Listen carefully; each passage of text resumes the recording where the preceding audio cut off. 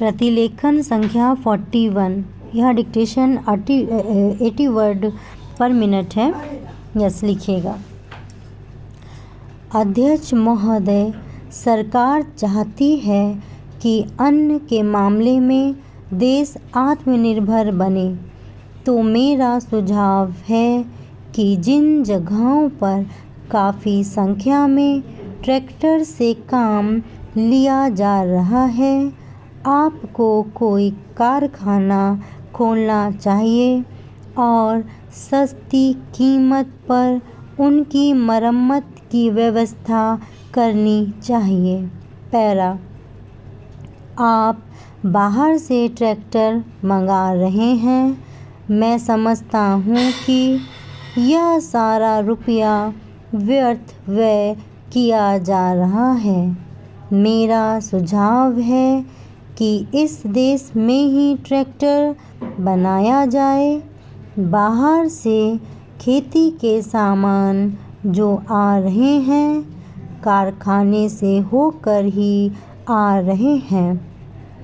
इनको जहाँ भेजना हो वहाँ सीधा भेजा जा सकता है, किंतु हो यह रहा है कि पंजाब सरकार द्वारा इनको सारे देश में वितरित किया जाता है।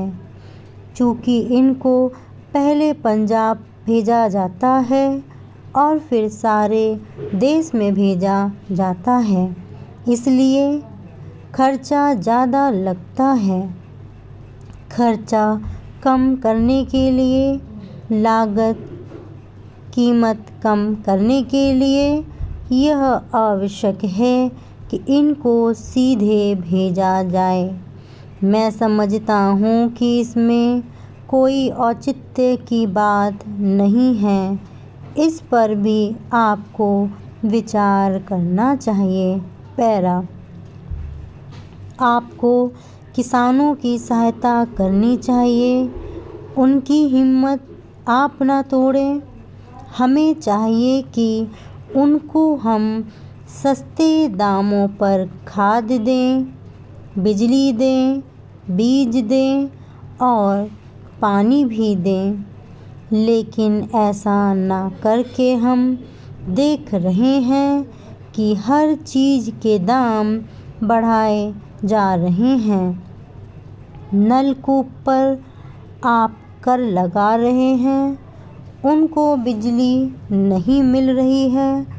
इस ओर आपका ध्यान जाना चाहिए। वास्तव में आप कृषि की उन्नति चाहते हैं तो सिंचाई और बिजली का काफ़ी इंतज़ाम होना चाहिए। जब तक सिंचाई और बिजली का इंतज़ाम नहीं होगा, तब तक खेती की उन्नति नहीं हो सकती। अब तक सिंचाई और बिजली तो एक मंत्री के हाथ में है, लेकिन कृषि दूसरे मंत्री के हाथ में है। ऐसा नहीं होना चाहिए। सिंचाई, बिजली और कृषि अगर किसी एक मंत्री के हाथ में हो तो खेती की उन्नति का काम सरलता से हो सकता है। मेरा निवेदन है कि इस ओर भी आपका ध्यान जाना चाहिए। समाजवादी समाज की रचना की बात बहुत कही जा रही है। गरीबी को दूर करके हम सबको बराबर लाना चाहते हैं, लेकिन देश में गरीबी आज भी बढ़ती जा रही है।